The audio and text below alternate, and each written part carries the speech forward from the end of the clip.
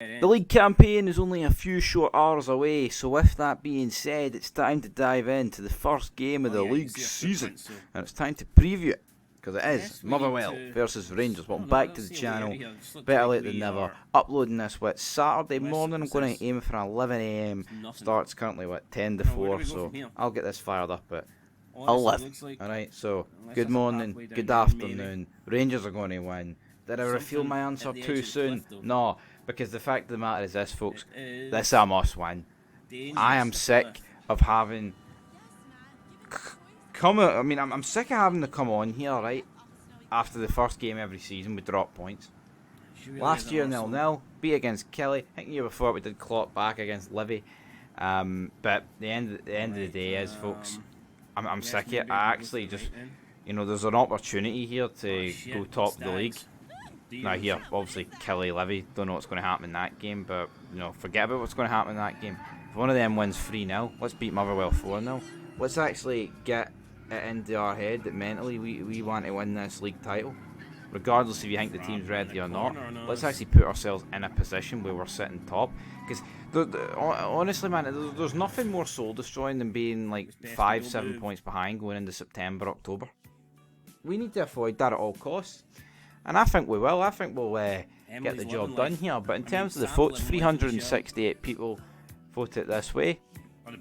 And we'll go into last place. So, obviously, there's only 3 things here. So, draw in last spot with 12% of the votes. People thinking that Rangers could draw. We could draw with Motherwell. 23% of the votes saying a win for Motherwell. So if you add them both together, that gives you 35%. So about just over 1/3 of people believe that Motherwell will win or it will be a draw. But the overwhelming majority, and of course I'm not surprised here, 65%. Now I did predict Motherwell to finish 11th in the league because I just think they've been circling it for a while, man, and they're eventually going to go down the drain. Hopefully we can unplug it, man, and we can battle them. But at the same time, I think it's going to be tough. Like I think I said earlier, well, on Fog Football I went with 2-0. I said earlier on my chat I might have went 2-0, 2-1. It's going to be tight, man. I can't see us blowing them away like 5-0. Now here, we've had some good results at Fir Park over the years. Remember, Itten kind of announced himself on the scene in that 5-1 game, I believe it was. Tav scored some worldies as well, but I would kind of be a bit surprised if we won this game relatively easy, like 3-0 or 4-1 or something. But obviously, like early goals, I can imagine a nervy game. We know how bad the first halves have been. I'm kind of half expecting a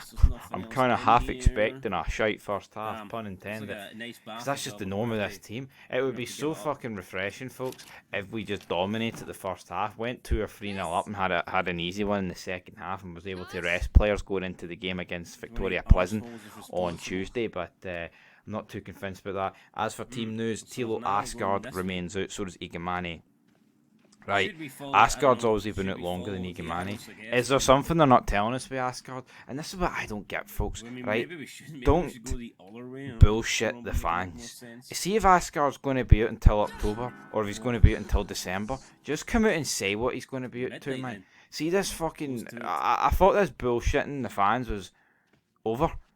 This seemed like a previous board thing. Now here, I'll give them the benefit of the doubt. Maybe Asgard, right, is going to be training after the Motherwell game, and he could potentially be used against Victoria Pleasant. Well, he might be used next weekend against Dundee. But I'm sick of it, man. I'm sick of this. Give me the time frame. Give me an ETA, estimated time arrival. What is happening with this guy, man? One of the more highly anticipated signings we've made, and we've no idea what's going on because there's no transparency. Tell us, man. All right? It's like when you were a kid and you did something wrong and you tried to cover it up for as long as possible. Rangers, just admit it. Just, come on, tell us. Come on, people. Anyway, comment time.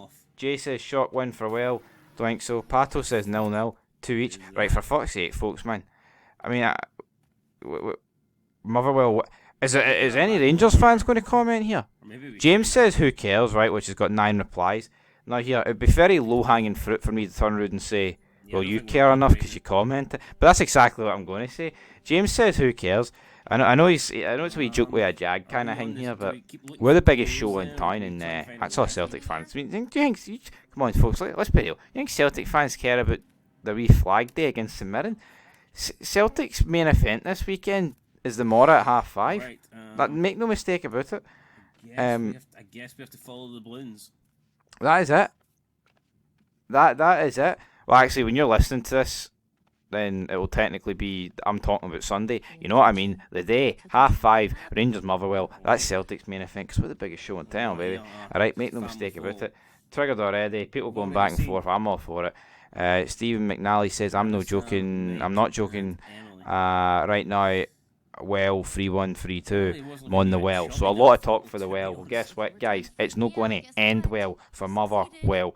Rangers are going to get the job done 2-0. I'm going to go Gazma, another crucial goal. And fuck it, I'll go for the skipper, James Henry Tavernier. It's about time he added something other than pish, so hopefully he could do that.